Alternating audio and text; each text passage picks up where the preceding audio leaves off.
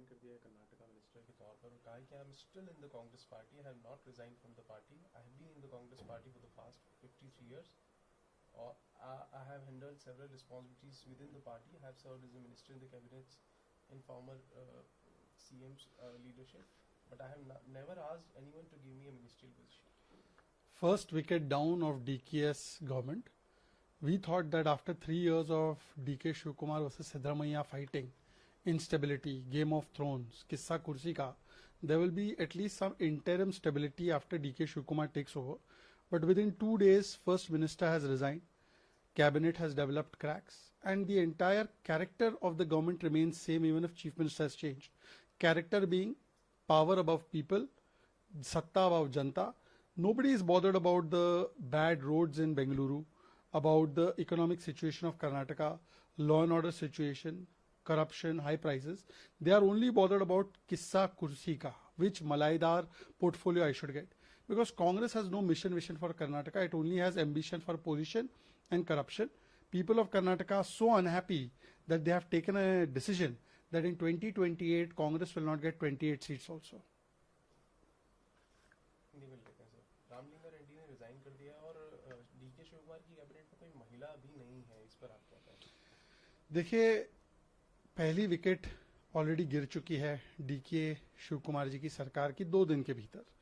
हमने तो पहले ही कहा था कि 3 साल से जो डीके शिवकुमार बनाम सिद्धरमैया चल रहा है ये समाप्त नहीं होने वाला। हाँ, टेम्पररी रिलीफ मिल सकता है पर कैरेक्टर वही रहेगा इंस्टेबिलिटी का, और वही हुआ।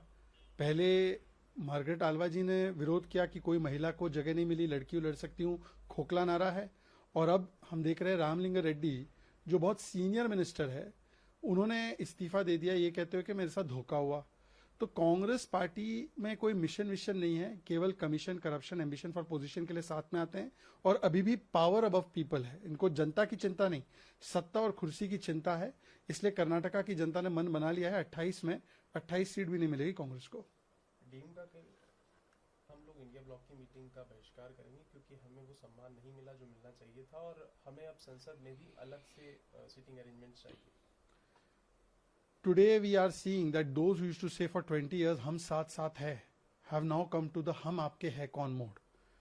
Yesterday they had nikah, today they are having triple talaq. DMK Congress talaq has been completely finalized. Udayanidhi Stalin has said that Congress has betrayed us. We will never forgive them. We will never forget this. They don't even want to see Congress's face in parliament. They don't want to go for India Alliance meeting. So in a way it is also Antim Sanskar of India Alliance. On 4th May I had said that India Alliance will no longer exist, and frankly where is this India Alliance? Congress party has been using and throwing all the regional parties, whether it's DMK, TMC, Left Party, UBT, Sena, RJD. So all of them are upset with Congress and they are all going for a non-Congress, non-BJP third front kind of a situation. Therefore DMK is dumping Congress, and even other regional parties have felt that Congress is like a parasitic party. They will never sit with them. And this DMK versus Congress, it only shows that how Congress party, for the sake of power, for the lust of power, it can use and throw anybody.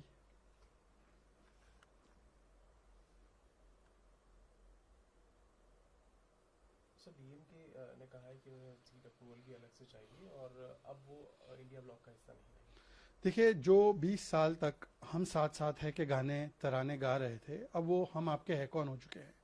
जिनका कल तक निकाह था वो 3 तलाक में अब हो चुका है, क्योंकि कांग्रेस ने जो धोखा दिया डीएमके को, तो उदयनिधि स्टालिन ने बोला है कि ये धोखेबाज पार्टी है, इनका भरोसा नहीं किया जा सकता।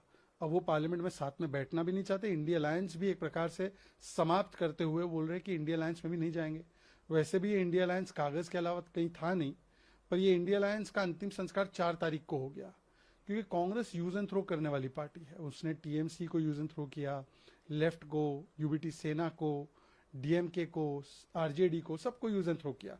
तो अब वो पार्टीज जो है वो नॉन कांग्रेस फ्रंट बनाना चाहती है, इसलिए उन्होंने अब इंडिया अलायंस भी छोड़ दिया है। और मुझे लगता है कि ये टुकड़े टुकड़े alliance, no mission no vision, only commission, corruption और एम्बिशन फॉर पोजीशन वाली अलायंस है।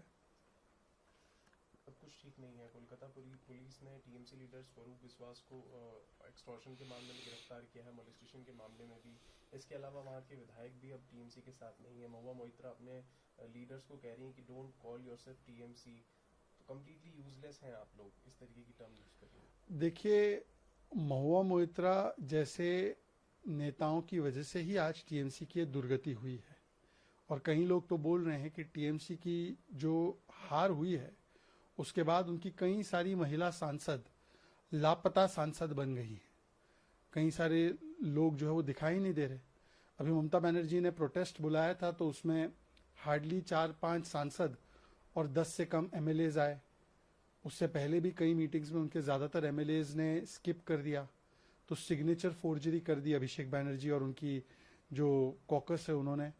और इसीलिए टीएमसी के बाकी नेताओं ने ये तय किया, लगभग 58 से 60 लोगों ने, कि वो टीएमसी को अभिषेक बनर्जी के चंगुल से मुक्त कराएंगे। और उन्होंने अपने आप को असली टीएमसी बताया है। अभी असली कौन है नकली कौन है, एक बात स्पष्ट है कि जनता की असली पसंद बीजेपी है। ये उनका अंदरूनी मामला है, ये तय करे। परंतु पुत्र मोह में, love for the son, sunrise के चक्कर में, SON सनराइज के चक्कर में पार्टी का SUN सनसेट होता जा रहा है। और ये हमने एनसीपी शरद पवार में भी देखा है, डीएमके में भी देखा है, आरजेडी में भी देखा। अब अभिषेक बनर्जी के पुत्र मोह में या भतीजे मोह में ममता बनर्जी के हाथ से पार्टी चली गई। ये हिंदी सवाल सर, राज्यसभा चुनाव से पहले आरजेडी और सीपीआई नाराज नजर आ रहे हैं क्योंकि उनका कहना है कि कांग्रेस और झारखंड मुक्ति मोर्चा ने हमें पूरी तरीके से नेग्लेक्ट कर दिया, हमसे बात भी नहीं की। ऐसा कोई सगा नहीं जिसको कांग्रेस ने ठगा नहीं। कांग्रेस एक पैरासाइट पार्टी है, वो सबका वोट बैंक लेती है, सबका समर्थन लेती है और उसी पार्टी का सत्यानाश कर देती है। बिहार में आरजेडी को पूरी तरह से समाप्त कर दिया। राहुल गांधी ने अपनी तो इमेज बना ली, पर वोट चोरी करके तेजस्वी जी की पॉलिटिकल करियर की पूरी बर्बादी की स्क्रिप्ट लिख दी। और अब वहां पे बर्बाद करने के बाद आरजेडी को झारखंड में बर्बाद कर रहे हैं। झारखंड से भी उनको एक आध कोई